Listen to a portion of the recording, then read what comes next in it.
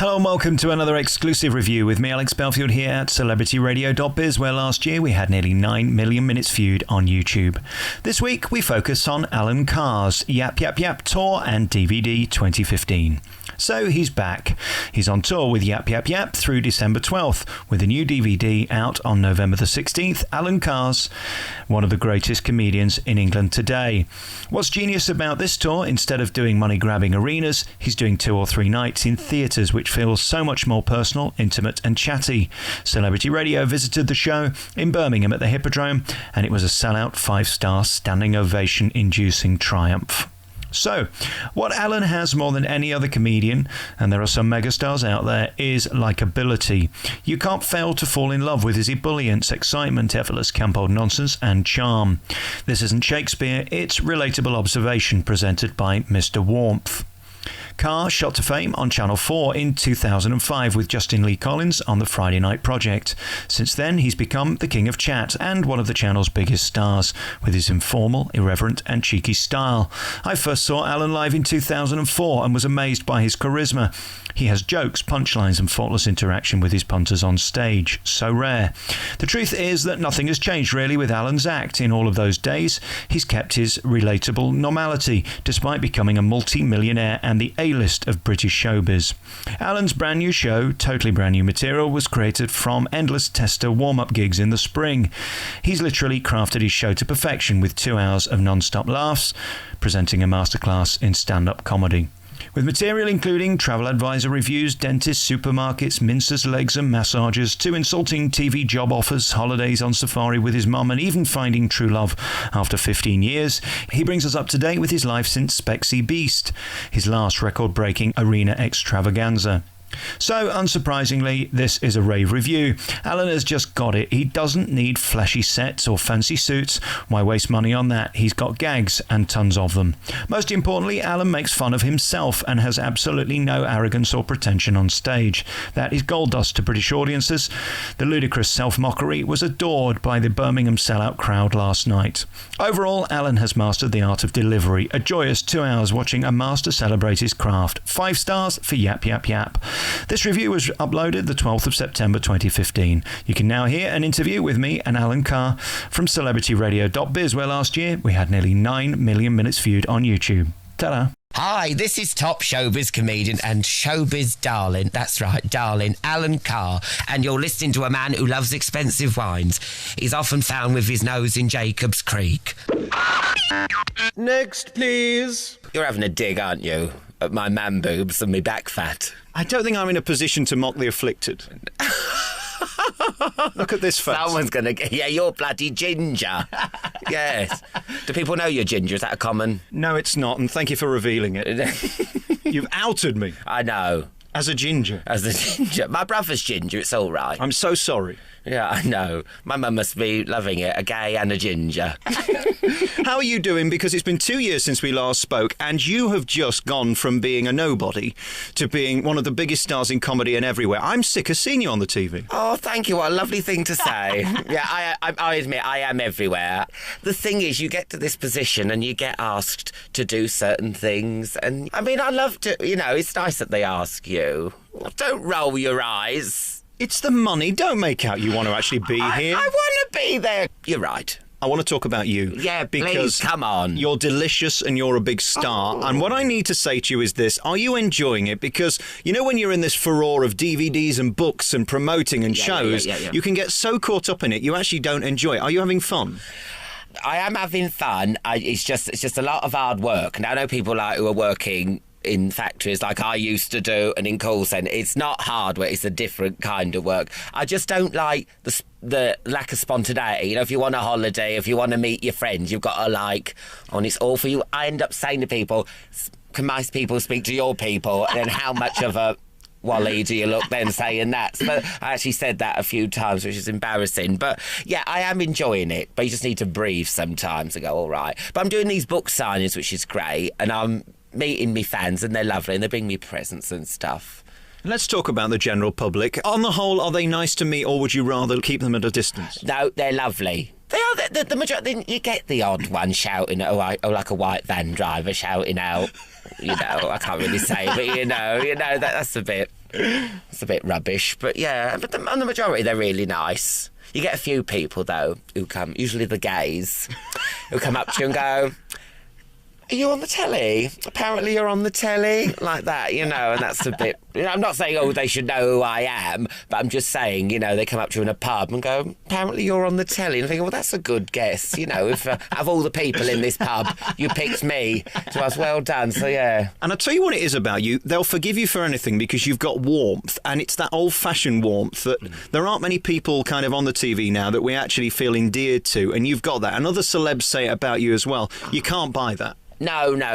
I mean, I think it's nice to be warm, and that's what I like being approached. You know, people approach me, like I was saying, you know, you get the nice people, you get the odd people, but when people do come up, you know, it's not... I mean, some of the stuff they say is boring, like, "My cat's called Alan." You're like, "Oh, lovely, moustache, bye." But, you know, I like it when they come and talk to me. It is nice. And then you've written your autobiography, which is marvellous, because you're only about 17, aren't you? That's right, yes. Well, I mean, at first I was like, oh, you know, oh, maybe I shouldn't write it. And then you go in there, and like Kerry Katona's got 8, Jordan's got 2, and I thought, well, should I give it a go? You know, these Big Brother people bring it out, so I thought, why shouldn't I? And there's an element as well that while you're at the top, you've got to make the most of it. People are currently interested in you, so why not bring out a book? Yeah. Also, and there's a way, it was almost like 2 fingers up to my critics as well, because I wanted to write a book, because, you know, people might think it's just the voice or the face that gets the laugh. I thought, no, I'm going to write it. I do write my own jokes. I'm going to write this book, and then no one can criticise it. But it's done really well. It's sold over 100,000 copies, so I'm well chuffed. Are you crying inside? Because you didn't have the easiest of upbringings. I mean, look at that face. You are so going to get a slap. I'm not stupid, you know. You're going, oh, and then you just dig. Do you know what I do? I give you a hug and then I knee you, don't I? No, I'm not crying on the inside. What it is turning a negative into a positive. That's what I do. And you're always able to see the funny side a lot. Always saw the funny side. Even when I was being bullied and stuff, and even at the call centre, so, you know, and it was pretty, and I was covered in psoriasis and everything. So, yeah, it's just taking a negative and turning it into a positive. And that's what I want people to get out of the book. How's the psoriasis doing? Is it still chafing? Or? I've still got it downstairs. You know, so, yeah, I blame it because I'm always dressed as a woman on those tights. I started getting cystitis. Have you ever said no to any of those costumes? No. I mean, once you're dressed as a pasty, you know, and then I was Mr. Chips. I don't know if you saw me as that, and this skin tight yellow, and you could see everything. Honestly, it wasn't pretty. Everything? Everything. And then, of course, there's stories in the book where you, as a child, wanted to get an ice cream and end up in your mother's shoes. Well, yes, it's so embarrassing. But, I mean, all kids like ice cream. And so when the ice cream van used to come, you'd rush to get your shoes, and I couldn't find my trainers. So I put on my mum's knee-length high-heel leather boots. And I went, stop, I want a 99. And it started driving off. So I was running after it saying, stop, like this. And I ran through the estate in my mum's boots. Are you sure there was an ice cream involved in this? The ice cream might not have been there, yes. It was my lovely handbag that went with the boots. That was nice, did me lippy. No, yes, so it was embarrassing. You just see all like the people on the street going, "That's Graham's son." So I'm licking me 99. I suppose we better do some business for you. You must have a website. Oh, yes, www.alancarr.net, and I'm keeping it all up to date now because, like, last year it was just so old hat and all that, but I've got a man who does it now and it's all up to date. It's got everything on. You're up there with the best, that's the thing about you. Oh, thank you so much. It's so nice to see you again because all those years ago when you were a nobody, who'd have thought you'd have still been talking to me today? I know, yes.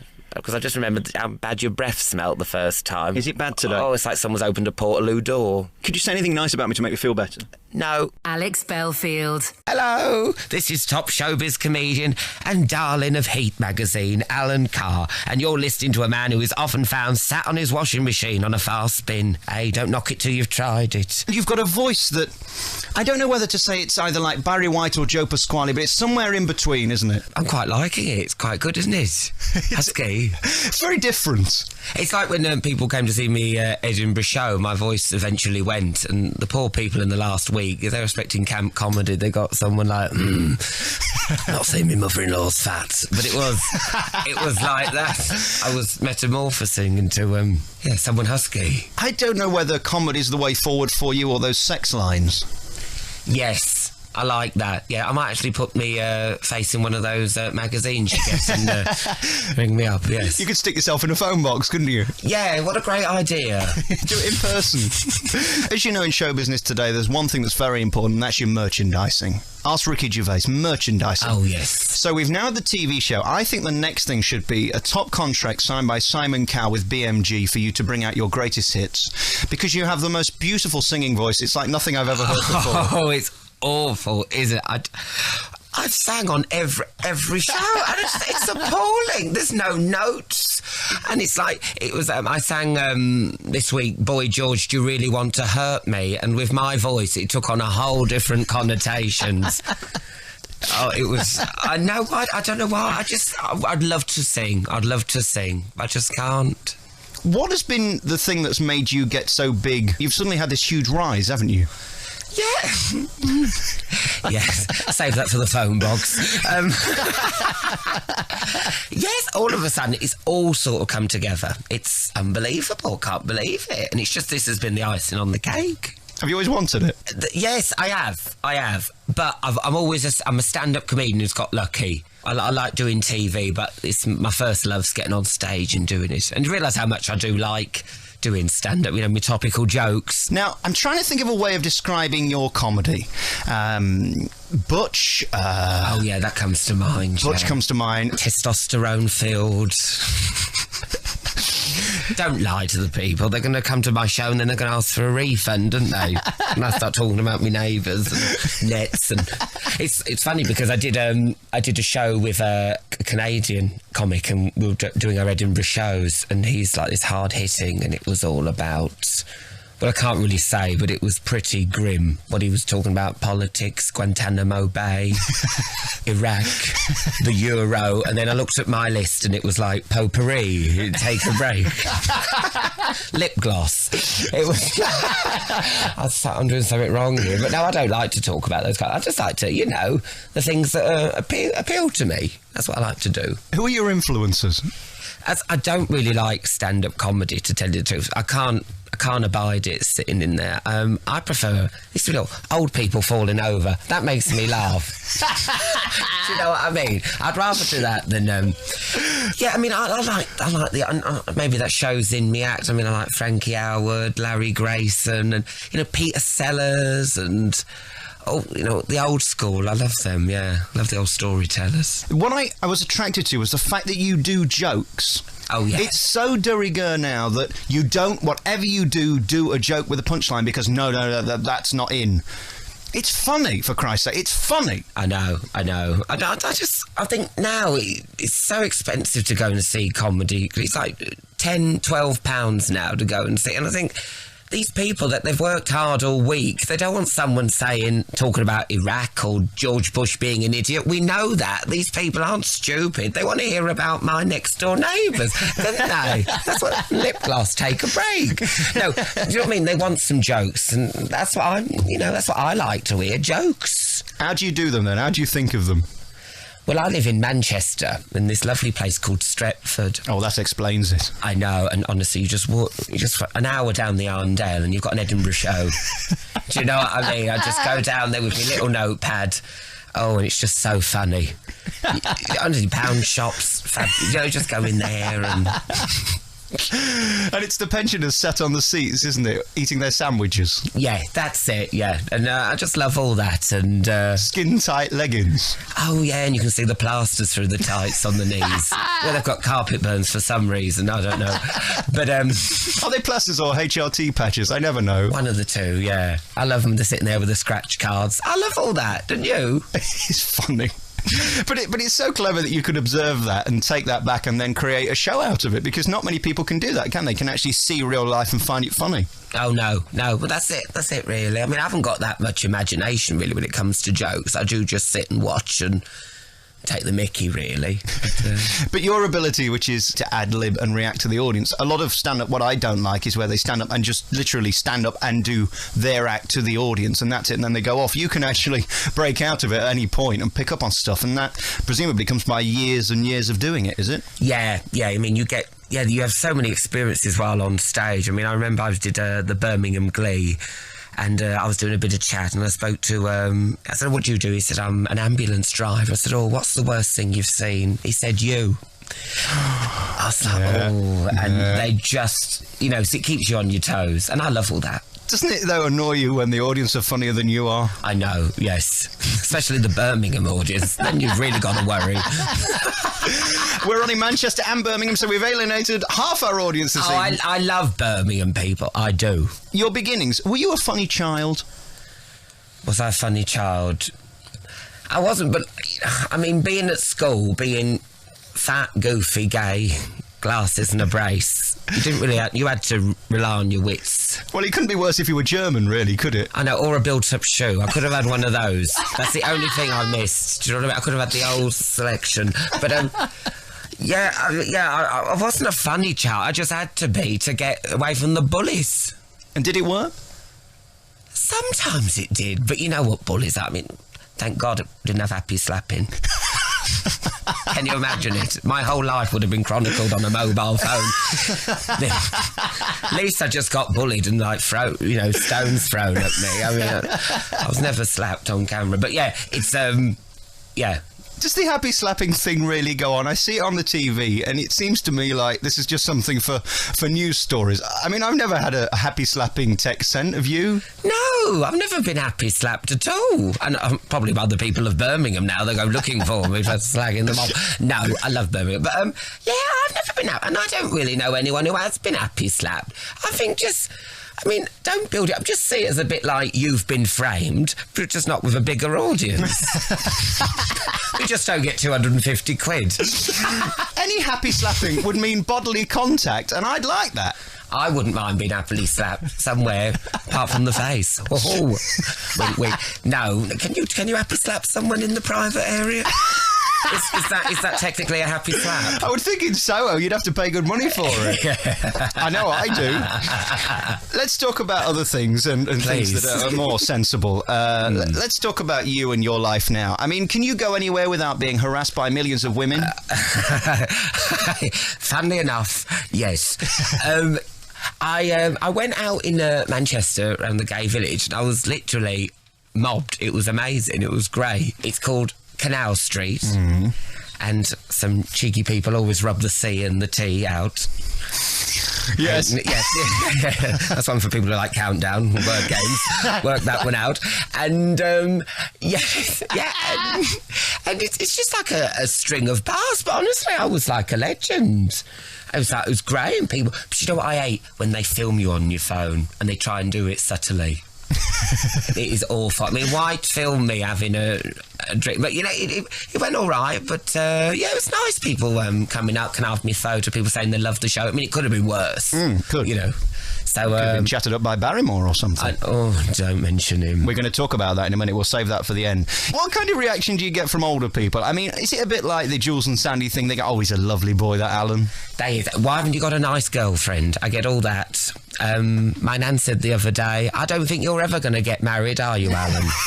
Which I don't know if she was trying to lead me into saying something, but can you mention another radio station? Can you mention Saga FM? Oh, sex and games for the aged. I love it. Yes. Saga FM, my friend's 85-year-old mother heard a woman say, ring in, to say the highlight of her day was she had a picture taken with Alan Carr.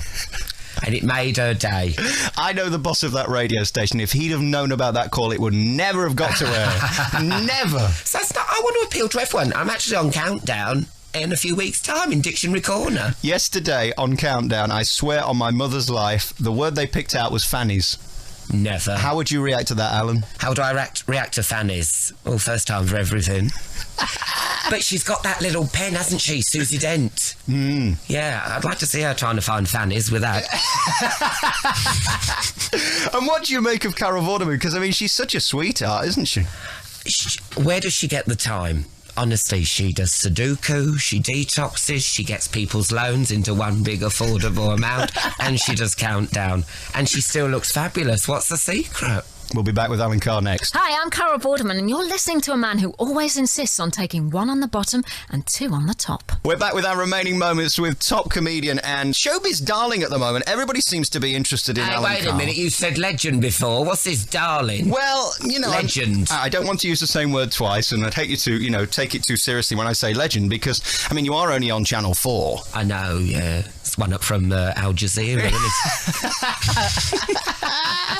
Do you have dreams of getting on Channel 5 one day? Oh, one day. I can only dream, can't I? This programme, The Friday Night Project, the most buttock-clenchingly embarrassing Friday Night Project I saw was the one with Barrymore. Oh, good choice of words there. Don't even get me started. Sorry. What I don't understand about him is it really was his first and only opportunity to prove how brilliant he is, and he was so overwhelmed by it seemed to me, he just couldn't handle it and made a complete fool of himself. What was your experience as sat opposite him? Well, it was a real battle, really. I mean, I can't really understand the man. I mean, I couldn't really crack him to see. And so he was up, sometimes he was down, he was like, a little bit... It's hard, I couldn't really put my finger on it. I couldn't. I don't know what it is with Barrymore. There was something... He really hit me, when he was that Hitler. He really thumped you. He dressed... He said, I don't know if you saw it, but he said, have you heard the joke about the Gestapo? I went, no, liar! And smacked me round the face. But he kept doing it. I was sore. Barrymore left me sore. Talking of being stretched, did you get any Valentine's Day cards? Oh, I'm so single. It's unbelievable. I don't know what some people say. Oh, I bet you've had your fair share. Not a chance.